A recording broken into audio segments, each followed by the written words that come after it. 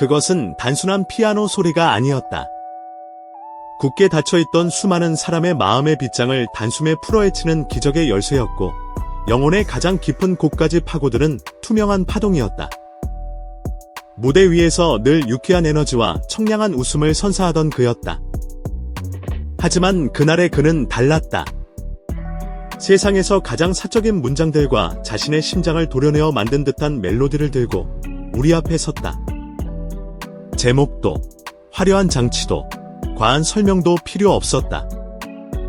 오직 암과 싸우고 있는 어머니를 향한 편지라는 이름의 봉투만이 존재했다. 그는 노래라는 종이 위에 세상에서 가장 소중한 한 사람을 위해 또박또박 진심을 적어 내려갔다. 그가 한 글자씩 꺼내는 단어들은 더 이상 단순한 가사가 아니었다. 그것은 곧장 관객의 눈가에 맺혀 투명한 울림으로 번졌고, 그 울림은 객석을 넘어 거실과 휴대폰 화면, 잠 못 이루는 수많은 이의 밤까지 장악해버렸다.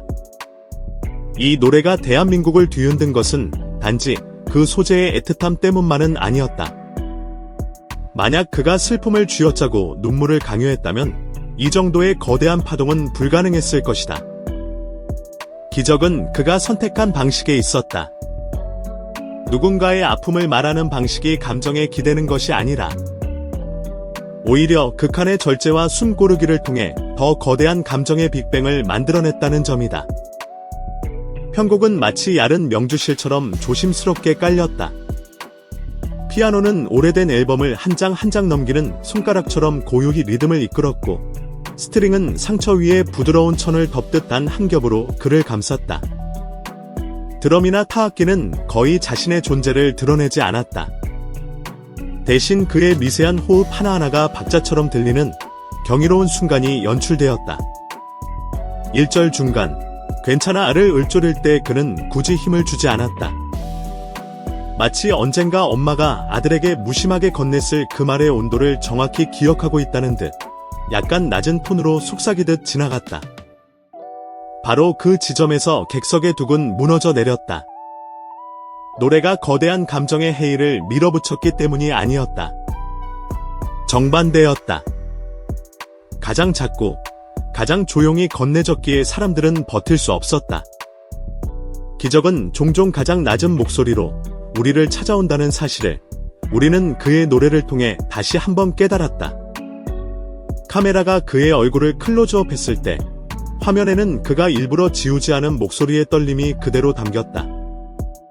완벽하게 닦아낸 유리창 같은 발성 대신 아주 미세하게 금이 간 듯 흔들리는 모음.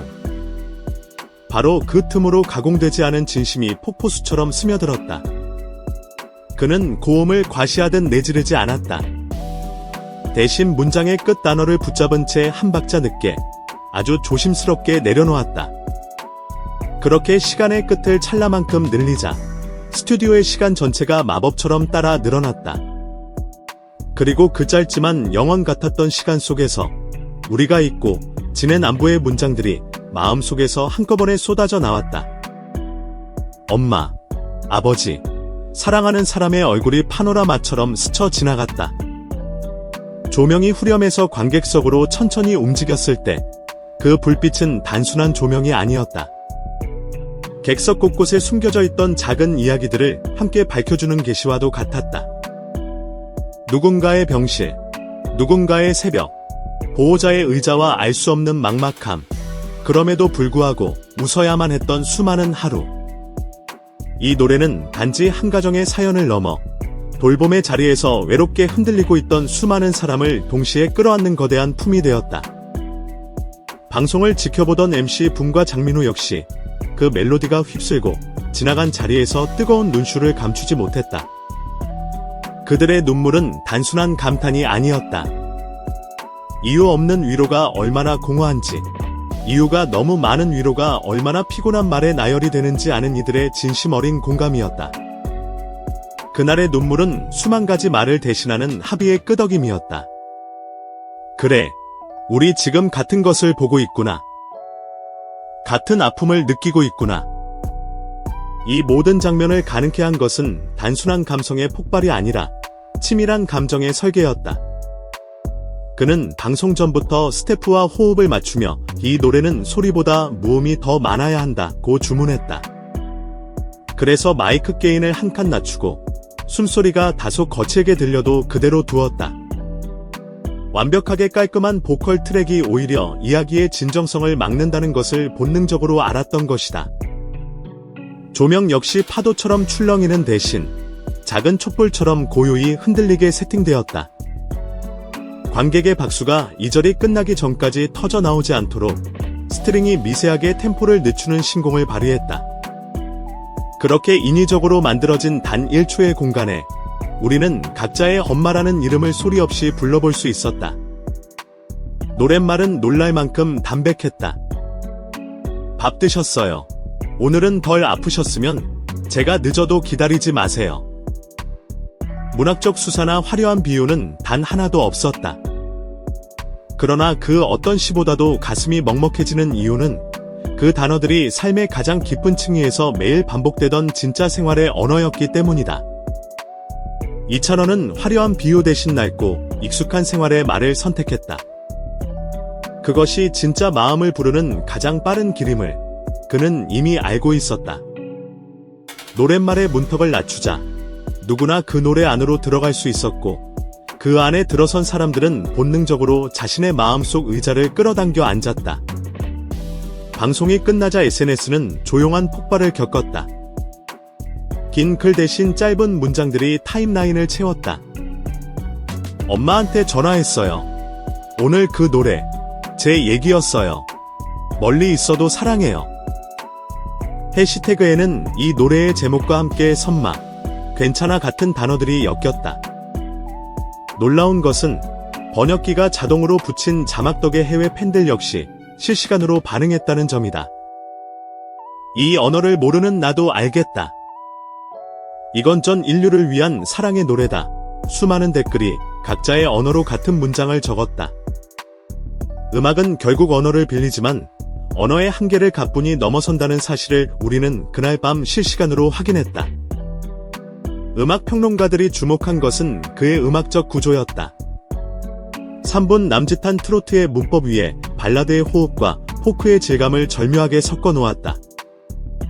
멜로디 라인은 단조의 심파에 기대지 않고 장조와 단조의 경계를 아슬아슬하게 오가며 마치 버틴다는 감정 자체를 그려냈다. 특히 브릿지 부분에서 화성을 급격하게 바꾸는 대신 베이스 노트만 살짝 내리는 방식으로 불안과 긴장을 만들어냈다. 이것은 불안이 커질 때 더 큰 소리로 고함치기보다 조용히 발 디딜 곳을 찾는 사람의 마음과 닮아 있었다. 그래서 클라이맥스에서도 감정의 폭발이 아닌 단단한 결심이 들렸다. 어머니에게, 그리고 동시에 자기 자신에게 하는 다짐. 내일도 같이 가자는 그 약속 말이다. 이 모든 것이 추석 특집 생방송에서 펼쳐졌다는 사실은 이 이야기에 엄청난 폭발력을 더했다. 가족을 향한 마음이 한 곳에 모이는 그날, 가족의 병상과 부엌, 현관 앞 슬리퍼와 약봉지 같은 너무나 구체적인 삶의 이미지들이 노래 한 곡에 조용히 포개졌다. 화면 속 객석에 앉아있던 한 중년 남성이 조용히 고개를 끄덕이며 휴대폰을 잡던 손을 내려놓고 눈을 감는 장면이 포착되었다. 그는 누군가의 남편이고 누군가의 아들이며 누군가의 아버지일 것이다. 그가 그 순간 떠올린 사람은 모두 달랐겠지만 그 마음의 모양만큼은 신기할 정도로 닮아 있었을 것이다. 같이 버티자는 모양으로 작은 친절과 정확한 호흡, 절제된 감정과 단단한 기술력, 그리고 무엇보다 사람을 향한 진실된 태도. 이 모든 것이 한자리에 모일 때 노래는 단지 노래를 넘어서 하나의 사건이 된다. 그날 밤 우리 모두는 그 위대한 사건의 목격자였다. 그리고 이 목격담은 아주 오래 우리의 마음속에서 계속 재생될 것이다.